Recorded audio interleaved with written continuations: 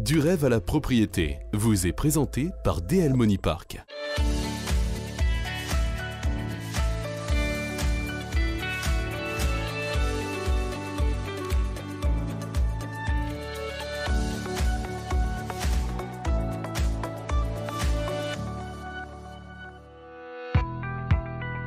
Le financement se construit de la manière suivante. Vous avez 80% qui vient du prêt hypothécaire et 20% qui doivent être des fonds propres. À cela viennent s'ajouter les frais d'achat, donc à savoir les lots ou droits de mutation.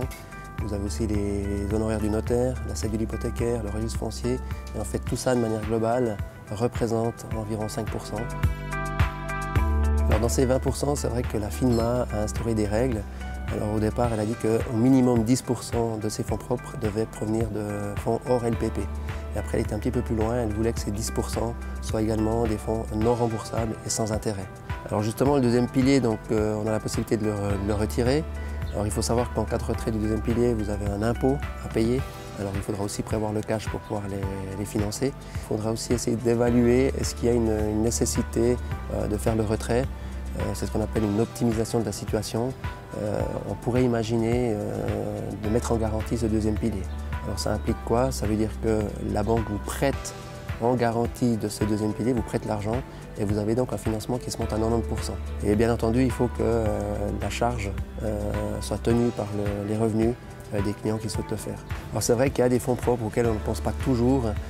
C'est surtout en passant par les parents. Il arrive en fait que les parents, s'ils sont déjà propriétaires, qu'on puisse essayer d'augmenter le prêt hypothécaire qu'ils ont actuellement pour pouvoir dégager justement ces fonds propres.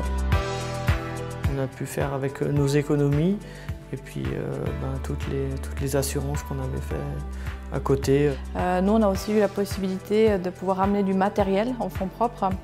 Et puis ça nous a permis de réaliser le rêve de devenir propriétaire en pensant que, franchement, à l'époque, on n'y croyait pas. On pensait que c'est quelque chose qui était réservé à une classe de personnes qui ont des salaires très hauts.